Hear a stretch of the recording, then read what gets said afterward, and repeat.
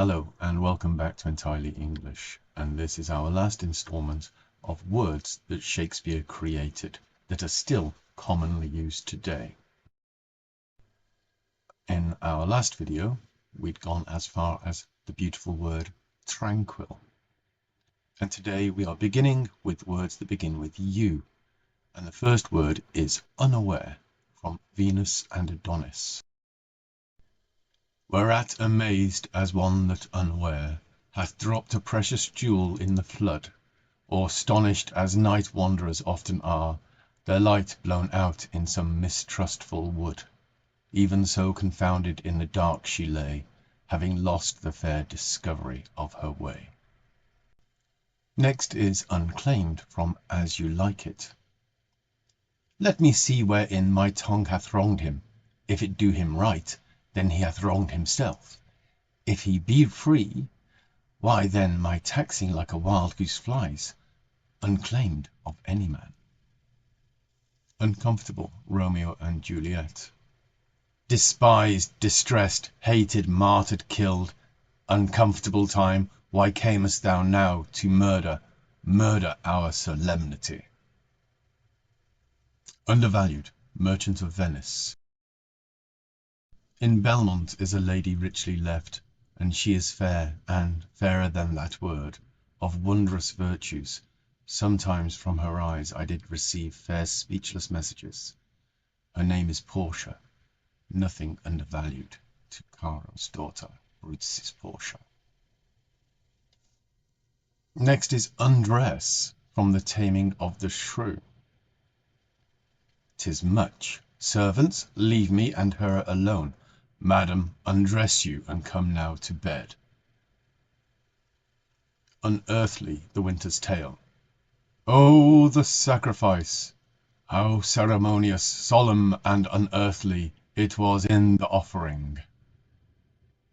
Unshrinking, from Macbeth. Your son, my lord, has paid a soldier's debt. He only lived but till he was a man, the which no sooner had his prowess confirmed in the unshrinking station where he fought, but like a man he died. Unsolicited, Titus Andronicus. Here, boy, to Pallas, here to Mercury, to Saturn, Chaos, not to Saturnine. You were as good to shoot against the wind. To it, boy. Marcus, loose when I bid. Of my word I have written to effect, there's not a god left unsolicited. Upstairs, Henry IV, Part 1. That ever this fellow should have fewer words than a parrot, and yet the son of a woman. His industry is upstairs and downstairs, his eloquence the parcel of a reckoning. Probably remember that when we had downstairs earlier. Varied, Titus Andronicus. Oh, that delightful engine of her thoughts, that blabbed them with such pleasing eloquence, is torn from forth that pretty hollow cage, where, like a sweet melodious bird, it sung, sweet varied notes, enchanting every ear. Vulnerable, Macbeth. Thou losest labour. As easy mayst thou the intrenchant air with thy keen sword impress, as make me bleed. Let fall thy blade on vulnerable crests. I bear a charmed life which must not yield to one of woman born.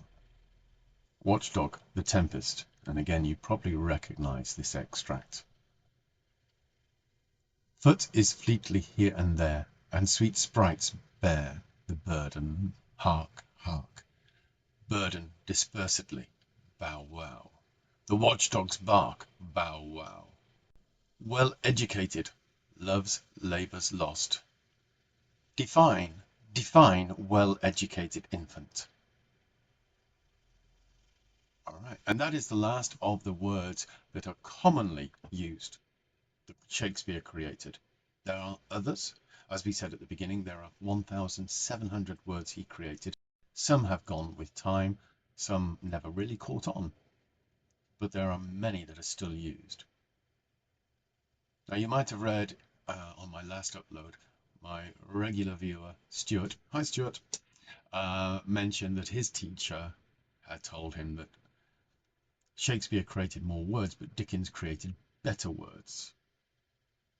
I think that's a matter of opinion. When it comes to words like butterfingered, Dickens is credited for. I'm not sure about that, but yes, it's a good word. But so is well-educated. And well-educated is probably used a lot more than butterfingered. And then there's the other side of the coin, where we use words that cite Dickens, but they're not words he created. These are characters' names, like Scrooge. We call somebody a Scrooge if they're tight with money, if they won't spend their money or won't lend you money, say a Scrooge, just because of that character. So the name, he never intended it as a word to be used, became a word. So there's a difference there. And you might as well say that malaprop, a malapropism, was a word created by Sheridan in The Rivals. No, it was a character's name, Mrs. Malaprop, or Miss Malaprop, who always got words wrong. So you'd say, oh, that's a malapropism when somebody says a word, they use the wrong word. So it's not quite the same. It's things we've adapted from the names they use. So I still think Shakespeare is the best for creating very useful words. And as you saw from this selection, a lot of them were just simply adding on prefixes like uncomfortable. We already had comfortable. Undervalue. We already had the value of something, or to value something. Undervalue is just to give it less value. If you are interested in this, I can go on and do some phrases that Shakespeare created we use today. So he also created some common phrases like things we use as phrasal verbs, etc. So do let me know in the comments if you'd like me to go on with that. But this is the last of our individual words Shakespeare created. I hope you enjoyed it.